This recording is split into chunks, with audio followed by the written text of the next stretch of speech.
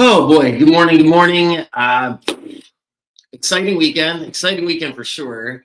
Hype for the Steelers Texans game tonight. Break that down at the end, but not really happy here. 3-6 for the weekend. A couple bets that felt like I got unlucky, but overall, yeah, not thrilled. Gonna go through it.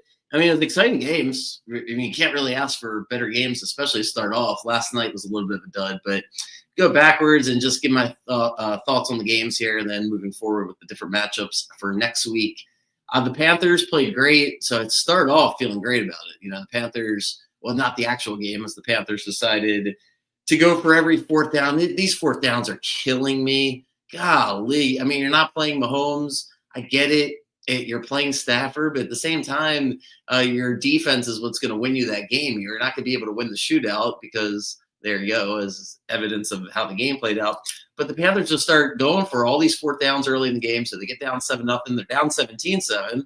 Then the Rams do them a favor there at the end of the half. Anyway, long story short, Stafford comes back, wins the game, cover the spread fairly easily there in the second half once it was 17-14. Panthers, it was just a tight game. Could have gone either way. The Rams win. Stafford hurts his finger. Look, here's my takeaway is the game now. The Rams go to Chicago. The Rams are not winning the Super Bowl this year. They're just not defensively. It's just too weak. Don't sell me here on Chris Schul, the defensive coordinators, the Ravens' next new coach, because the guys are just too open. Maybe the Rams are lacking some skill players on the back end.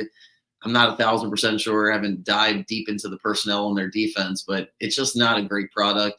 Hasn't been great recently. It was really good to start the season. Looks like it's caught up to them. They're going to go to Chicago, and that's going to be the next game I'll cover here.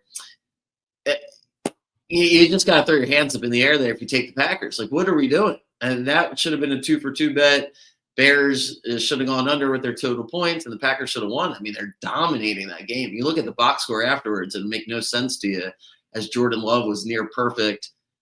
LaFleur, it's what happens when you're conservative. There's a difference between being too aggressive by going forward on fourth down and then being too conservative in the second half with the play calling. And the Bears, you just have to kill the Bears. Like, if they stay alive, they're going to believe in it, believe in their chance to win the game. And sure enough, they come from behind and they win. So many different plays in that game where it's just, if the Packers would have made just one play, they would have won.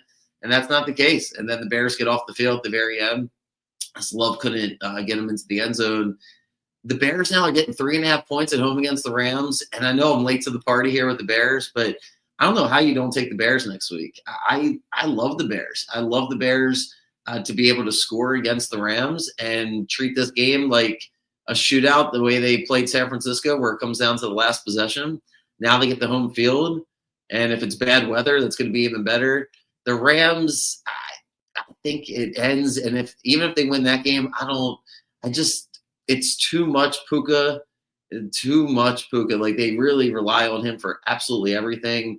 Devontae Adams came back, and there's a couple plays here and there. The tight end, Parkinson, I think his name is, made a hell of a catch at the end of the game to win, for what turned out to be the game-winning touchdown.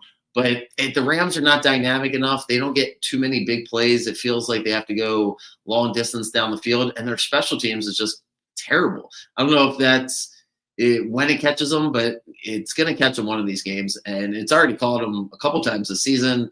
I'm going to take the Bears next week plus the points, and I think the Bears are going to win the game. So that would be my thoughts there on the Saturday games. Yesterday, Jacksonville's going to lose as soon as I take them. They should have won that game. They really should have. They shut down James Cook. The Bills are basically doing everything they can to get every yard there with Josh Allen just inching their way down the field. And then he makes a couple big plays. You let him hang around long enough, and the Bills steal the game from you. Just a couple clutch plays. The game shouldn't have gotten to that point. I thought the Jags left too many points on the table in the first half. Again, he's going for a fourth down. I mean, oh boy. So Buffalo wins. Buffalo heads to Denver, which is probably the best thing they could ask for instead of going back to New England on the road after they just beat New England. This feels like a better spot for them. heading to Denver next week. That's going to be the Saturday game. They're favored. They're a point and a half favorite against the Broncos. I thought the Bill season was going to end yesterday against Jacksonville. I'm not very high on the Broncos, but it is a really tough matchup for Buffalo. I think the fact that Buffalo won the game without James Cook doing much is a great sign, and they probably have enough in the tank there to beat the Broncos. Similar to the Rams, I don't know if they have enough to get all the way to the Super Bowl. I just don't know if there's enough talent on that offensive side for Allen to get the ball out. The key in this game is going to be if the Broncos get a pass rush. If they get a pass rush and they can force the Bills in third and long, because the Bills are not completing third and long. It's just going to be they don't have enough playmakers to get the ball down the field consistently unless they are third and 4, third and 5. So that's what it's going to come down to. I'm going to favor Buffalo because I think Cook's going to be heavily motivated coming off a week where, yeah, if they would have lost yesterday, he would have blamed himself. Just Jacksonville absolutely won the line of scrimmage. So in a way, I think it's a good sign for the Bills that they won that game. Broncos coming off a week of rest, and I just don't love that Broncos team. So I'm going to favor the Bills to win that game. Yesterday afternoon, the Niners Shanahan is so good. I should have just taken the Niners. I like the Niners. I just didn't want to be on the wrong side of 37-10, and I thought there was potential the Eagles could have blown them out. It looked like they might have a chance to blow them out, and then they just didn't let the Niners hang around. The Niners get that trick play, wide receiver touchdown throw to McCaffrey, which was a fantastic play. And Purdy just made enough. He made a couple mistakes, but he just made enough plays down the stretch. They lose Kittle, which is part of the reason why they're going to be 7.5-point favorites at Seattle. But I love the 49ers. I thought the defense was just exceptional for what they have talent-wise. And I think it's going to be enough of a carryover to play Seattle super tight. I'm surprised the number's that high. I have a feeling it'll come down. But Seattle is, they're going to play for a third time. They dominated them last time, 13-3 in San Francisco. All the momentum is going to be favoring Seattle from that perspective. But then the Niners just win this game, and they get to play the chip on our shoulder because we lost this game to Seattle last time. I think it's a perfect storm for the Niners. Yeah, I think the Niners might. It's hard to think that they can make the run when they're losing all these guys, but it's a year right now where things are weird. Could the Niners get back to the Super Bowl? I mean, it's not going to shock me at this point. I think they're going to win this game against Seattle. I mean, I really think it's going to come down to the very end, and I don't know if Darnold gets them over the hump. If Seattle does pull it out, I think it's going to be really tight. So that would be my thoughts for that game. Last night, I was trying to split the baby there by taking the Patriots to win the AFC and get the Chargers to win to cover last night. Game played out exactly the way I wanted it to. The Chargers just didn't convert early in the game. They didn't want to take their 3 points after they got the interception, which I understand. The ball's on the 2-3 yard line, but Chargers offense is so damn bad. So they leave points on the table, and then they only finish with 3 points. So that was it. The defense was good. Not great. Patriots defense was better, but it just came down to the Chargers not being able to do anything. And then because they got down 16-3, they stopped giving the ball to Vidal. It wasn't like he was lighting it up, but a couple more carries and the thing would have gone over. So, yeah, Chargers defense came to play. They gave their Herbert a chance to win. It doesn't happen. The Chargers are going to reboot their team. They'll be a popular pick next year to win the Super Bowl because they're going to get some offensive linemen back.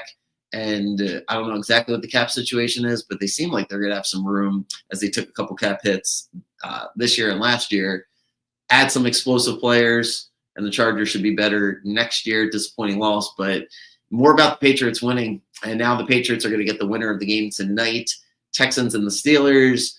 Patriots will be thrilled if it's the Steelers. They lost to them earlier this year at home. All signs would point to the Patriots winning that game, considering they turned the ball over 5 times, I believe, in that Steelers first game, and they still barely lost. They just match up better with Pittsburgh. Likewise, Pittsburgh would be thrilled to go to New England. I don't think they're going to, they wouldn't be scared of that matchup. The Texans is a different animal because if the Texans win this game tonight, they're by far the hottest team now that Jacksonville's eliminated, and the Texans are going to feel like they're just better than the Patriots in all facets of the game. They'll consider themselves the favorite going into that game. So Patriots much rather play the Steelers than face a Texans team that's going to feel bulletproof. But I think the Steelers are going to win tonight. It's hard for me to even get those words out of my mouth, but it's a Monday night home situation. Tomlin's record is ridiculous. They haven't won a playoff game in forever. Yeah, even my dog's mad at me that I'm taking the Steelers. Relax. Just hang on 1 second. Hey, come here. Come here. It's okay. Oh, well, I don't know if that's a sign for anything, but yeah, he won't listen to me, or won't talk to me or look at me now that I'm taking the Steelers. But yeah, I think that the way they won the game last week against the Ravens is just too much momentum, too much. Hey, we got nothing to lose. We get Metcalf back. No one's picking us. What the hell? Let's just take a couple shots down the field. And I just don't like the way the Texans finished the year. If they win this game, it won't bother me about the last 3 weeks of the season. But that's just stuck in my mind. The defense didn't finish strong. I think they're going to have a confidence to themselves tonight, but I wonder if it turns into an arrogance.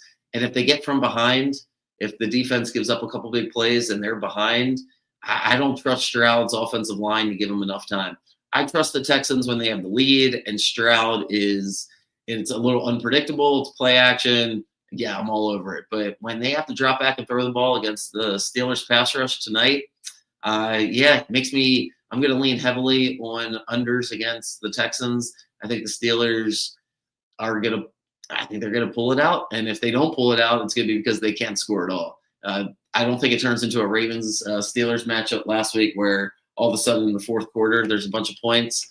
I would be surprised if that happens. I think it's just a grind all the way to the end. And I have a bad feeling here for the Texans. So if the Steelers win, I'm going to favor the Patriots next week, and that's how I think the AFC will play out. That's what I said last week, where I think the Patriots get all the way to the end.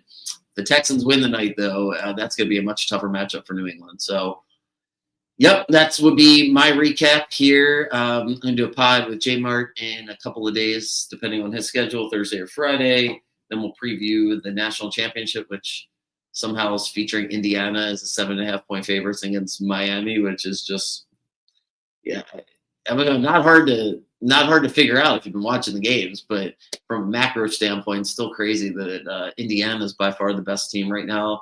But Miami's got Ray Lewis on the sideline, hyping up the defense, and they made enough big plays to beat Ole Miss. So have fun breaking that down. Maryland basketball is not much to talk about. I thought I was going to be excited to talk about them this year. Instead, we'll give them the grace of the first year.